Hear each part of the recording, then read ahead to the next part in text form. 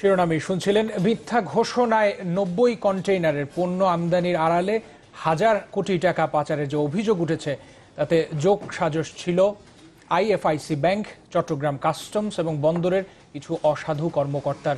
আর এমন তথ্য মিলেছে শুল্ক গোয়েন্দার তদন্তে। আর এতে দায়ী করা হয়েছে কন্টেইনার স্ক্যানিং এ নিয়োজিত প্রতিষ্ঠান এসজিএসকেও। প্রতিবেদনে বলা হয়েছে, আইএফআইসি ব্যাংকের নয়াপল্টন এবং মতিঝিল বৈদেশিক বাণিজ্য শাখার কয়েকজন কর্মকর্তা খোরশেদ আলমের নামে অ্যাকাউন্ট এবং এলসি খোলা থেকে শুরু করে সব ধরনের অনিয়ম করেছেন। ফারুক মেহেদির 2 পর্বের রিপোর্টের শেষটি দেখবেন। চট্টগ্রাম বন্দর দেশের সবচেয়ে বড় এই সমুদ্র বন্দরে বেড়েছে অত্যাধুনিক প্রযুক্তির ব্যবহার।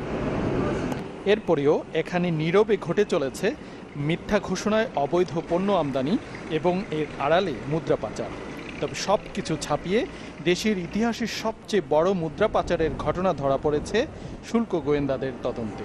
আটক 12 কন্টেইনারের আড়ালে আরও 78টির মাধ্যমে পাচার হয়েছে হাজার কোটি টাকা। প্রশ্ন উঠেছে, শুধু ভুয়া প্রতিষ্ঠান দেখিয়ে আর সই জালিয়াতি করে এত বিশাল অঙ্কের টাকা পাচার করা সম্ভব কিনা। জাহাজ থেকে খালাসের সময় কন্টেইনারের ভেতর কি আছে তা দেখেননি দায়িত্বরত কাস্টমস কর্মকর্তারা। এরপর বেসরকারি সংস্থা এসজিএস এর নিয়ন্ত্রণাধীন উচ্চ প্রযুক্তির স্ক্যানারে এসব কন্টেইনার পরীক্ষা করার কথা। কাগজে কলমে স্ক্যান রিপোর্ট থাকলেও এসজিএস বলছে তারা তা করেনি। তাদের দাবি, কেউ তাদের পাসওয়ার্ড হ্যাক করে ভুয়া ইমেল পাঠিয়েছে কাস্টমসকে। অ্যাকাউন্ট হ্যাক করে যেটা করছে ওটা হচ্ছে যে একটা ফেক মেইল, ওরা আমাদের অ্যাড্রেস ইউজ করে করছে এটা।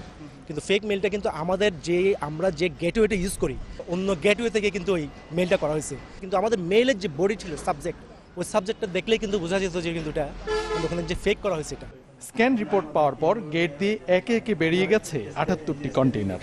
অনুসন্ধানে গিয়ে পাওয়া যায় এই কাস্টমস কর্মকর্তাকে, যিনি আলোচিত এসব কন্টেইনার ছাড় করেছিলেন। তার কাছে রাখা নথি ঘেঁটে দেখা যায় খুব স্বাভাবিকভাবে কোনো নজরদারি ছাড়াই কন্টেইনারগুলো বের হয়ে গেছে। তবে এই কর্মকর্তার দাবি, এসডিএস এর স্ক্যানিং মেইল পেয়েই তিনি এগুলো ছাড় করেন। 78টা কন্টেইনার চলে গেছে, সেই ক্ষেত্রে সেটা তো আপনি ছিলেন এখানে? হ্যাঁ, আমি ছিলাম। আচ্ছা, তো ওইগুলা কিভাবে আপনি বুঝলেন যে ওইগুলা সেগুলো আমরা এইভাবে যথাযথভাবে সব ঠিক আছে মিলে দেখে ঠিক আছে, ডিউটি মিডিউ পরিশোধ আছে দেখে আমরা ছেড়ে দিয়েছি। কাস্টমসের ছাড়পত্র পাওয়ায় আপত্তি করেনি বন্দরের গেট ডিভিশনের দায়িত্বরত কর্মীরাও। এভাবেই 78 কন্টেইনার ছাড়ে পদে পদে ঘটেছে অনিয়ম। চট্টগ্রাম কাস্টমস কমিশনার জানান, পণ্যগুলো শিল্পের যন্ত্রপাতি ঘোষণায় মাত্র 1% শুল্ক হওয়ায় তা পরীক্ষা করা হয়নি। ক্যামোফ্লেজ করা হয়েছে এখানে, কারণ আপনি জানেন যে মেশিনারির প্রতি আমাদের এক ধরনের আমরা এগুলোকে কায়িক পরীক্ষার আওতায় ফেলি না, এগুলো ফিজিক্যাল এক্সামিনেশন হয় না। এই ঘোষণা থাকার কারণে আমাদের যে মানে সিস্টেমতে নিজে কিন্তু এই কোন চালানগুলো এক্সামিনেশন হবে সেগুলো সিলেক্ট করে দেয়। তো এই যে মেশিনারি থাকার কারণে সিস্টেমে এগুলো এক্সামিনেশনে পড়ে নাই।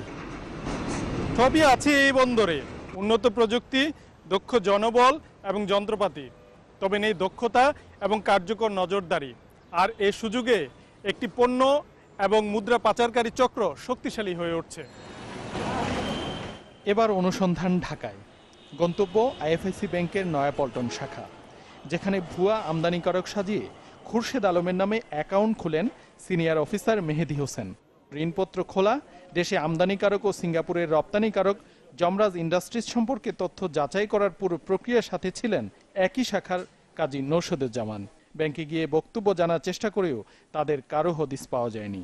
যদিও এরা ঘটনার পর একে অন্যের উপর দায় চাপাচ্ছেন, তবে তাদের দেয়া লিখিত বক্তব্যে অনিয়মের বিষয়টি স্বীকার করেছেন। একই অবস্থা মতিঝিল ফেডারেশন শাখায়, যেখানে দায়িত্বপ্রাপ্ত কর্মকর্তা মিজানুর রহমান, জেসমিন আক্তার, জহিরুদ্দিন ফেরদৌস সহ সংশ্লিষ্টদের দায়িত্ব ছিল ক্রেডিট রিপোর্ট যাচাই করার, অথচ তারা তা কেউই দায়িত্ব পালন করেননি। আমরা একটা পার্টি তো অবশ্যই, এবং এটা এই মুহূর্তে আমাদের শুল্ক গোয়েন্দাদের সাথে এটা তদন্তের পর্যায়ে আছে। ব্যাংকটির ব্যবস্থাপনা পরিচালক শাহ আলম সারোয়ারের বক্তব্য জানতে প্রধান কার্যালয়ে গেলে তাকেও পাওয়া যায়নি, এমনকি অন্য কেউই মুখ খুলতে চাননি। পরে তাকে ফোনে যোগাযোগের চেষ্টা করলেও তিনি সাড়া দেননি।